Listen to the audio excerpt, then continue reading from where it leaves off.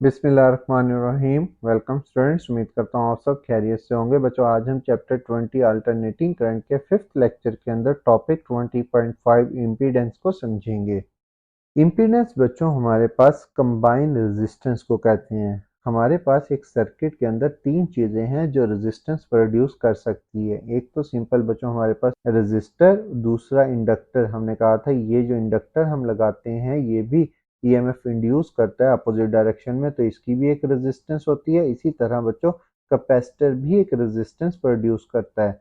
अगर एक सर्किट के अंदर इन तीनों में से दो या तीनों लगे हों तो तीनों की एक अपनी अपनी रेजिस्टेंस होगी करंट के रास्ते में। इन तीनों की जो कंबाइन रेजिस्टेंस होगी उसको हम इम्पीडेंस का नाम देते हैं। मतलब इम्पीडेंस हमारे पास रेजिस्टेंस ही है, लेकिन combine effect of all resistance is called impedance. When resistor R and reactance, इसकी जो इंडक्टर और कैपेसिटर की रेजिस्टेंस होती है उसको हमने रिएक्टेंस का नाम देते हैं। लास्ट टॉपिक में हमने समझा था। Are present together in AC circuit the total opposition total resistance to current flow is called impedance. Impedance को हम जेड से रिप्रेजेंट करते हैं और हमारे पास square root R square plus X हमारे पास रिएक्टेंस को रिप्रेजेंट कर रहे हैं, रिएक्टेंस का स्क्वायर, और मेजर्ड इन ओहम। अब बच्चों हमारे पास ये फार्मूला आया कहाँ से? रेजिस्टेंस के अंदर वोल्टेज और करंट जो होता है वो इन फेज होता है, मतलब वो हमारे पास, हम इसको एक्स एक्सिस पर रिप्रेजेंट करते हैं। लेकिन इंडक्टर अगर हमारे पास रेजिस्टेंस के साथ लगा हो तो इंडक्टर के अंदर वोल्टेज लीड करता है, मतलब यहाँ पर 90 डिग्री का एंगल बनेगा। और ये जो लाइन है बेटा ये हमारे पास ये इम्पीडेंस को शो करेगी। अगर मैं इस डायग्राम से आपको दिखाऊं तो रेजिस्टेंस जो है बेटा वो एक्स एक्सिस पर है, रिएक्टेंस जो है वो 90 डिग्री के एंगल पर है। तो बेटा हमारे पास ये जो लाइन है ये इम्पीडेंस को शो कर रही है। अब एक्स जेड की वैल्यू निकालने के लिए पैथागोरस थ्योरम अगर मैं यहाँ पर लगाता हूँ तो बच्चों Z square is equal to आएगा आर स्क्वायर प्लस एक्सएल का square.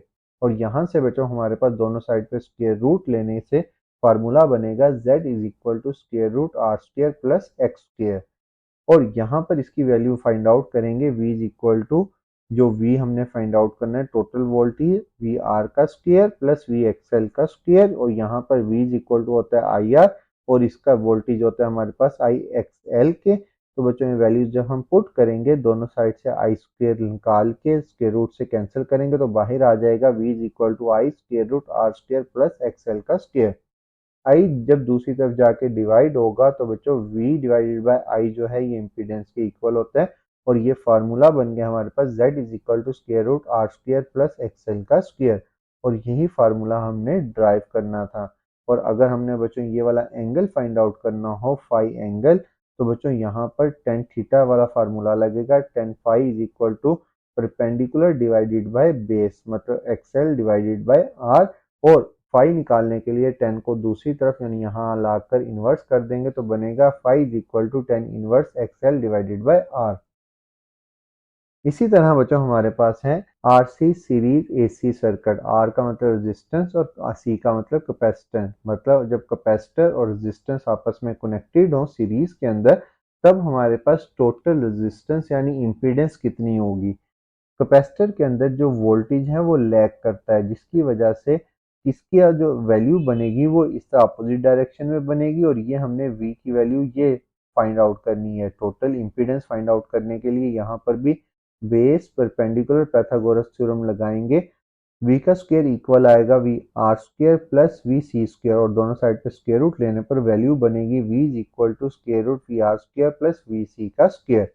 v is equal to I R होता है रेजिस्टेंस का, और इंडक्टर का बेटा हमारे पास आएगा v is equal to I X C के। और जब ये वैल्यूज यहाँ पर हम पुट करेंगे तो बच्चों हमारे पास आई स्क्वायर स्क्वायर रूट से कैंसिल होकर आई बाहर आ जाएगा। और आई को जब हम दूसरी साइड पे शिफ्ट करेंगे तो इम्पीडेंस का फार्मूला बनेगा square root R square plus X C square. और यही फार्मूला है हमारे पास कैपेसिटर और रेजिस्टर आपस में कनेक्टेड हो तो इस फार्मूले से हम टोटल सर्किट की रेजिस्टेंस फाइंड आउट कर सकते हैं। और अगर हमने ये एंगल फाई फाइंड आउट करना होगा तो बच्चों टेन थीटा का formula perpendicular divided by base यानी X C divided by R करेंगे तो हमारे पास ये एंगल भी निकल आएगा। ये था बच्चों आज का लेक्चर, और इंशाल्लाह नेक्स्ट चैप्टर की पहले हम एक्सरसाइज करेंगे क्योंकि कुछ बच्चों के पेपर्स हैं उसके बाद उसके तमाम टॉपिक्स भी अपलोड कर दिए जाएंगे।